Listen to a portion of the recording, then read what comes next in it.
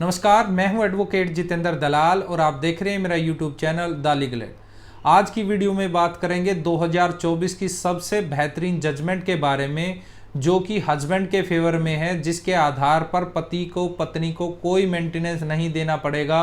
अगर पहले से कोई डिसाइड मेंटेनेंस हो रखा है तो वो भी मेंटेनेंस जीरो हो जाएगा।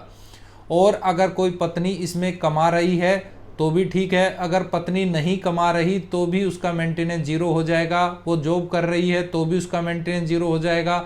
अगर कोई जॉब नहीं कर रही तो भी आप उसका मेंटेनेंस जीरो करा सकते हैं। तो इस वीडियो में डिटेल से इस बारे में बात करेंगे कि इस जजमेंट में क्या था और किस प्रकार आप भी अपने मेंटेनेंस जो पहले से बंधा हुआ है उसको आप जीरो करवा सकते हैं। अगर आप मेरे चैनल पर नए हैं या मेरी वीडियो को पहली बार देख रहे हैं तो कृपया मेरे चैनल को सब्सक्राइब करें ताकि आने वाली हर एक वीडियो आपको सबसे पहले मिल सके। देखिए, आजकल देखा जाता है कि जो जॉइंट फैमिली में वाइफ है वो नहीं रहना चाहती, वो हस्बैंड की मदर और उसकी जो है ग्रैंड मदर्स उनके साथ नहीं रहना चाहती। उनको फोर्स किया जाता है कि आप अलग से मेरे साथ रहें, जो कि गलत है। और क्या होता है कि जब इनके बीच में डिस्प्यूट होता है तो डिस्प्यूट होने के बाद वो 498 यानी दहेज का केस कर देती हैं, मेंटेनेंस का केस कर देते हैं। और मेंटेनेंस जो है निचली कोर्ट से, यानी जो भी फैमिली कोर्ट होती है वहाँ से मेंटेनेंस बन भी जाता है। और वो कोर्ट इस बात पर ध्यान नहीं देती कि जो प्रोविज़न है, प्रोविज़न के आधार पर वो एंटाइटल है या नहीं।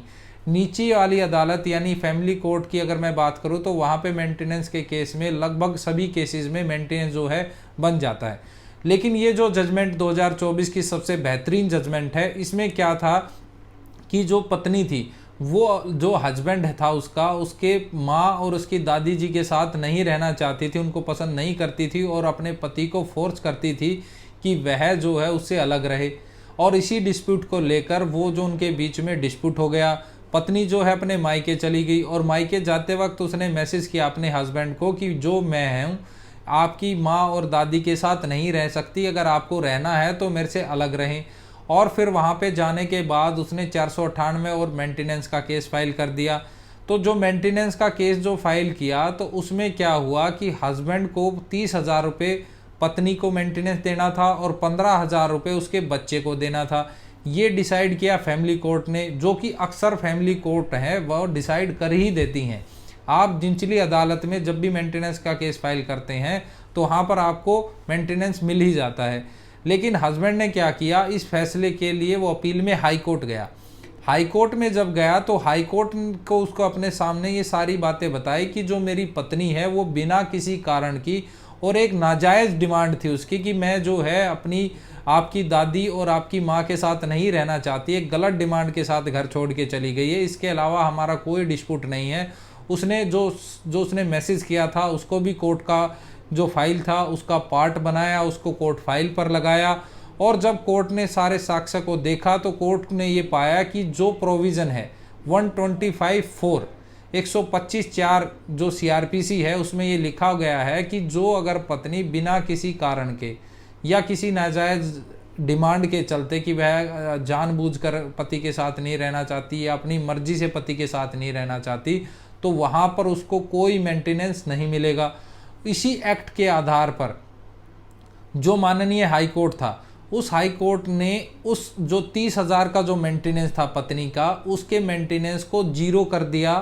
और जो बच्चे का जो मेंटेनेंस था उसको थोड़ा सा बढ़ाते हुए 25,000 की जगह 15,000 की जगह उस मेंटेनेंस को 25,000 कर दिया। और जो पत्नी का मेंटेनेंस था वो जीरो कर दिया। इससे पहले जो लोअर कोर्ट में जो पत्नी का मेंटेनेंस था 30,000 और जो पति ने जो बच्चे को देना था वो था 15,000, यानी टोटल जो था 45,000 जो है मेंटेनेंस हस्बैंड को देना था। लेकिन पत्नी के मेंटेनेंस को जीरो कर दिया गया और साथ में जो बच्चे को देना था उसको 25,000 का मेंटेनेंस देने के लिए हाई कोर्ट ने आदेश दिया। तो सिर्फ और सिर्फ इसमें क्या था कि उसने जो पति था उसने प्रूव किया कि जो पत्नी है वो जो है एक नाजायज़ बात को लेकर कि मैं अपनी आपकी माँ और दादी के साथ नहीं रहना चाहती, इसके वजह से घर छोड़ के चली गई थी। और उस बात को उसने कोर्ट के समक्ष रखा और उसका जो मेंटेनेंस जो है पत्नी को देना था वो 30,000 की जगह जीरो हो गया। इसी प्रकार आपको क्या करना है, अगर आपके साथ भी इस प्रकार की कोई बात चली हुई है या आपके पास इस प्रकार का कोई साक्ष्य है तो आप इस बात से घबराएं नहीं कि लोअर कोर्ट ने आपका फैसला जो है 30,000, 40,000 या 20,000 या जो भी मेंटेनेंस आपका कोर्ट ने डिसाइड कर दिया है तो आपका फाइनल ही रहेगा। आपको क्या करना है, अगर आप उस फैसले से संतुष्ट नहीं है, आपके पास साक्ष्य यानी सबूत हैं, तो आप उनको हाईकोर्ट लेके जाएं। अगर बिना किसी कारणवश आपकी पत्नी जो है आपका घर छोड़ के गई है और फिर भी वो जो है मेंटेनेंस मांग रही है, आपसे खर्चा मांग रही है, तो वो उसकी हकदार नहीं है। आप इस जजमेंट को अपने वकील साहब को बताएं, अपने केस में लगवाएं और अपने पत्नी के मेंटेनेंस को जीरो आप करवा सकते हैं।